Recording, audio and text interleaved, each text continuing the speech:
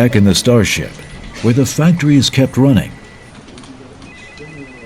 Rex Lai and his team are attempting to mitigate the burden inevitably placed on the environment by the demands of such a mega factory. 在厂区里面设置了全世界第一套的提笼系统，它的目的就是把废 IPA 把它转型成这些原物料供应商愿意来收购，然后它再回去做纯化再利用。 They're trying to achieve the same success with a range of other chemicals used in the chip-making process.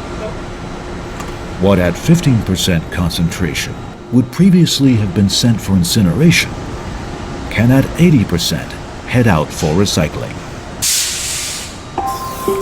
The factory uses more water than any other resource, a resource that is under increasing pressure worldwide.